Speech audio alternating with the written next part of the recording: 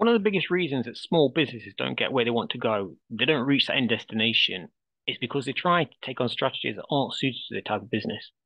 In a lot of these businesses, they're trying to run what should be two or three different businesses all under the same roof. In this video, I'm going to talk through what the four types of companies are and how, when you know which type of business you're in, it can transform your business and literally accelerate you toward the end result. The reason we share these videos is because we're passionate about helping smaller businesses compete against the corporate takeover of most industries. Customer convenience and access to capital means small businesses will mostly die out before the end of the decade if they don't adapt and start thinking about new ways to run the business. We work in partnership with established 7 and 8 figure businesses to create new product offerings and business models, and then we position and package them up to compete against the corporate rivals. We create and invest in alternative ways of doing things to create industry-leading brands. Now, before we get into this video, this isn't going to be some kind of boring video about the legal structure of a business. If you want that type of information, go and talk to an accountant or a lawyer. This video is about using the most favorable business model for your type of business. And if you've not seen my other video on how to find the perfect joint venture partner, go and watch that next, because you'll understand what we're talking about in this video much better then. So what are the four types of company, and which of those types does your business fit into? Okay, so the first type is a product creation company. The second, an audience company. The third, a delivery company. And the fourth is an infrastructure company. Now, I'll get into each one of these in a minute, but first, I don't want you to get hung up on some image of what you think each one of these labels are. Each one is just a name. Now, you might have heard the story about McDonald's, the fast food chain, and you might think they're in the fast food business. Well, actually, they're in the real estate business. Most of the company's revenue comes not from selling burgers, but from leasing the restaurants to each franchisee. And they now own more than $30 billion worth of real estate around the world. And the reason I'm telling you this is because you might think you're in one of these categories that we're about to talk about, when actually, like McDonald's, you're in another. Now, the issue is, especially with small businesses, is we can sometimes get sucked in trying to do everything.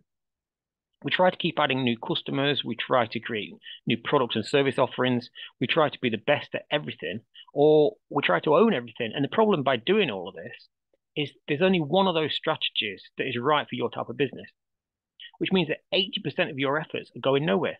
Because first of all, it's diluting your focus from what you should be doing. And secondly, you're just not that good at those other things. Now, I've seen companies that try to be more than just one type of company, and each time they've ended up going bankrupt. And there's a strong reason why that's happened. First of all, the amount of money it takes to be more than one type is out of reach for most businesses. The second reason is the lack of focus. They're spreading the focus across too many areas. It's like trying to spin too many plates.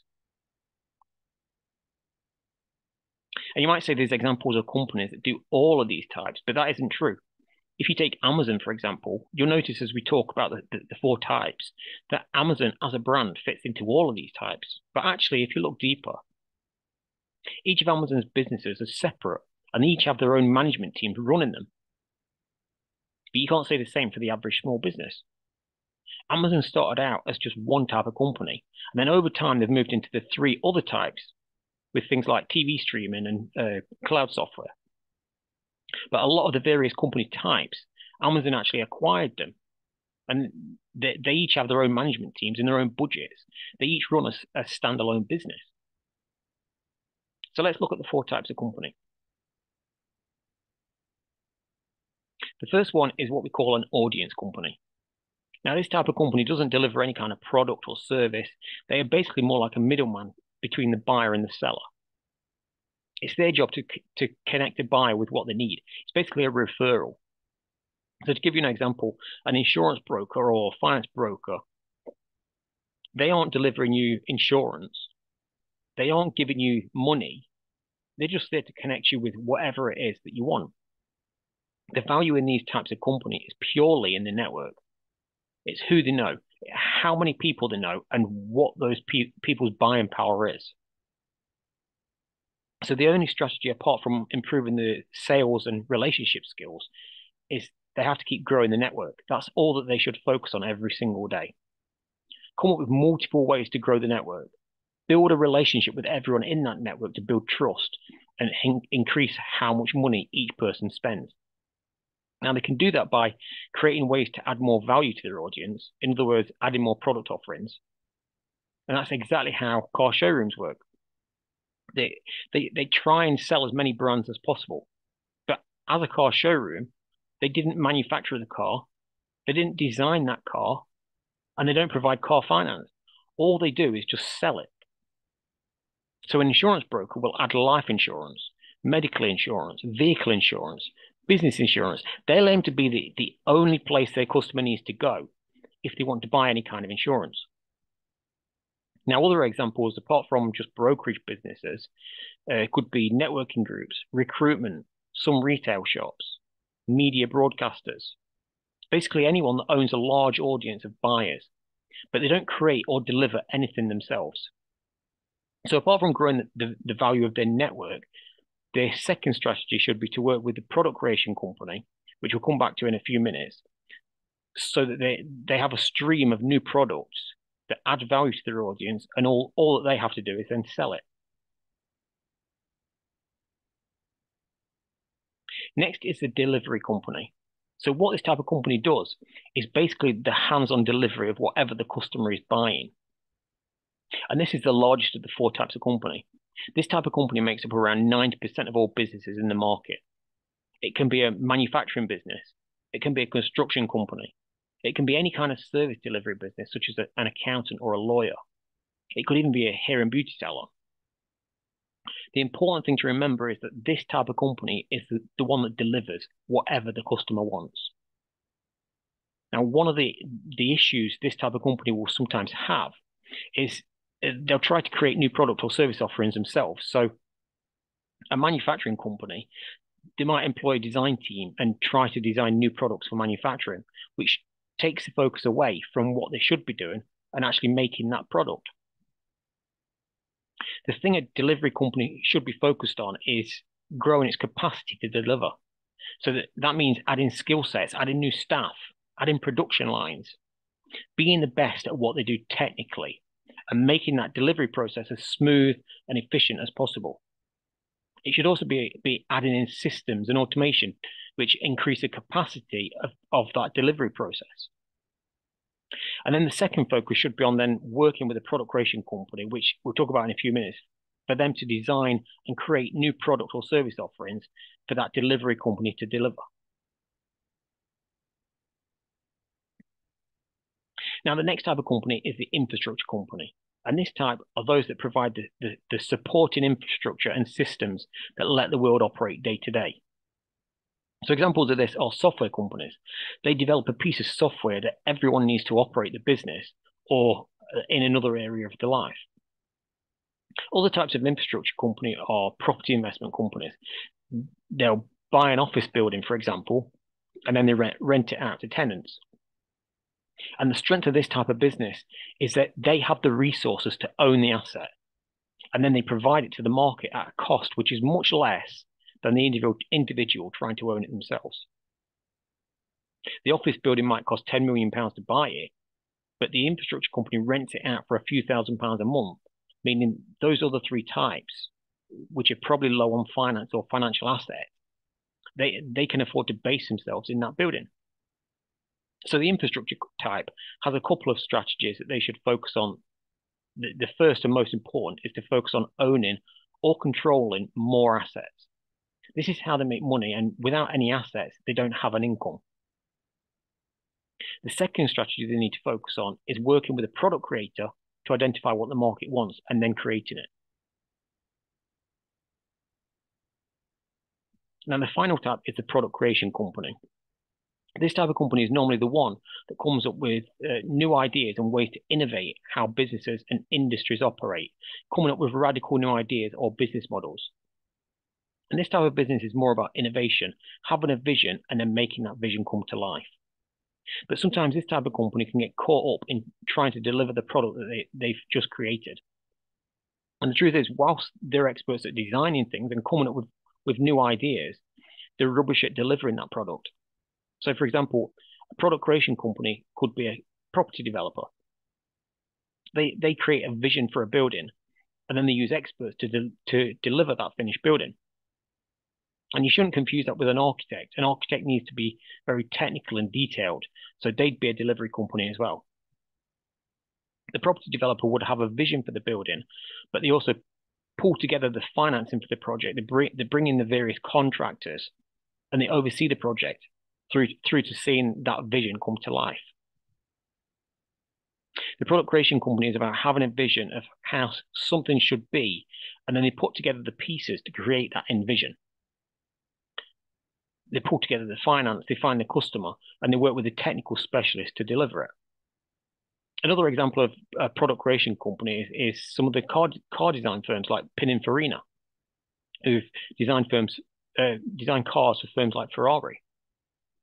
If you imagine a car is made up of thousands of different individual parts, so what the car designer does is package all of those parts up, and they'll package them inside this nice shell, which we call a car.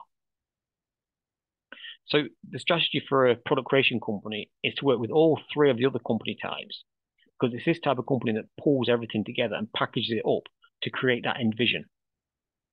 And this is where we fit. We're a product creation company. We come up with new business models and package them up ready for the end customer to buy. But we work with the other three types of company to help us make that vision become a reality. But also by doing that, each of those company types can then grow their own businesses.